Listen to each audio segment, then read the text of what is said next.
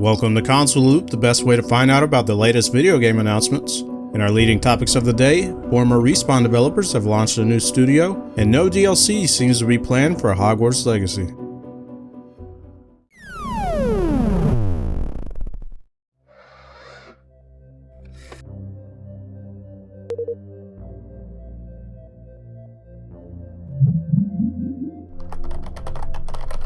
Hogwarts Legacy has been a smash hit for sales since it was released earlier this month and even breaking Harry Potter and the Sorcerer's Stone's 22-year sales record.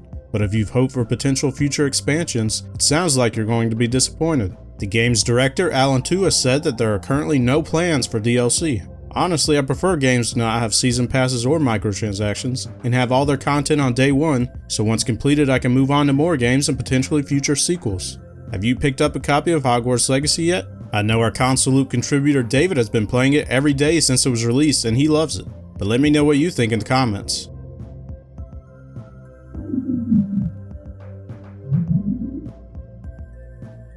During a podcast, the AEW wrestler Kenny Omega revealed that the game's content had to be scaled back to hit the rated T ESRB rating, which caused the game to be delayed. Not only did he confirm the reason for the delay, but he also mentioned that the longer it takes to get the game out, the more dated it will be, as new wrestlers you might see on TV won't be in the game. He also hopes it doesn't have to be scaled back too much, as he loved the fact you could make the ring look like a murder scene if you wanted to.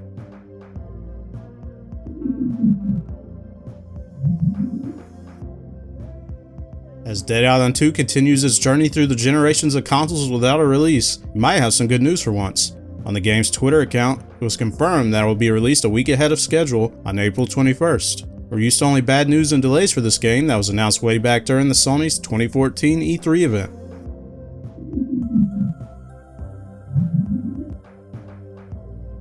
With news that E3 will be returning this year along with Sony and Nintendo opting to not attend, it wouldn't be surprising if more big publishers also didn't attend. But Ubisoft seems to have confirmed they will be attending, only if E3 actually takes place, according to the CEO. His statement made it sound like E3 might not even happen, while last we heard E3 was locked in for taking place this year, even though Sony, Nintendo, and possibly even Microsoft will most likely not make an appearance. But if E3 does take place, Ubisoft has said they have a lot of things to show, so stay tuned for this summer.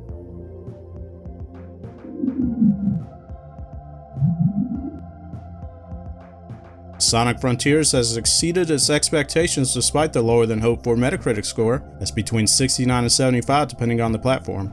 The number of units sold greatly exceeded the full year plan while we were only at the beginning of the year. 3 free DLCs are planned for this year, so if you've picked up a copy, you can look forward to those.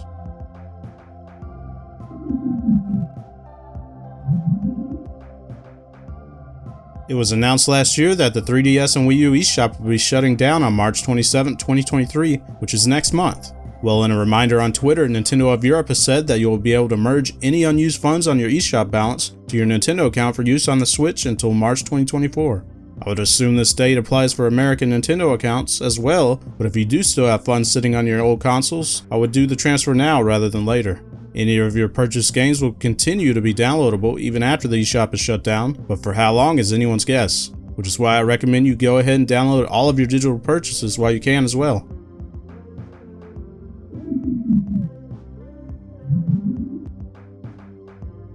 In a not so surprising report that came out of the Activision Blizzard acquisition, Microsoft has confirmed that Game Pass does in fact decrease sales for games added to the subscription service.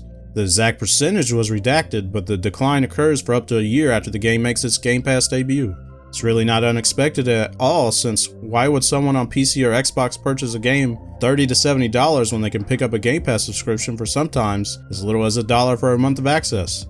Also in the report, it sounds like Activision doesn't like putting their games in subscription services on any platform, as in their words, it severely cannibalizes sales.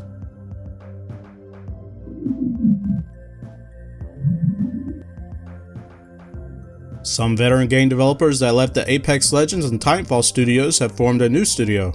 The studio will be called Wildlight Entertainment, and its founding members are Dusty Welch and Jason McCord, who before working at Respawn worked for Activision from the beginning of Call of Duty up to Modern Warfare 3. Previous Apex Legends game director Chad Greener will also be joining the studio as a studio head and game director. Sounds like most left due to the cancellation of the single-player game codenamed Titanfall Legends, which was set to be a game in the Titanfall and Apex Legends universe.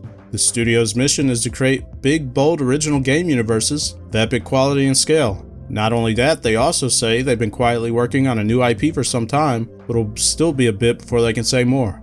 If you check out the entire team, it's over 25 members already, and some have even worked on Halo, God of War, and even Uncharted. I can't say I like Titanfall or Apex Legends, as it just doesn't get better than the older Call of Duties, but hopefully, this new group without EA can create future classics that we can all enjoy.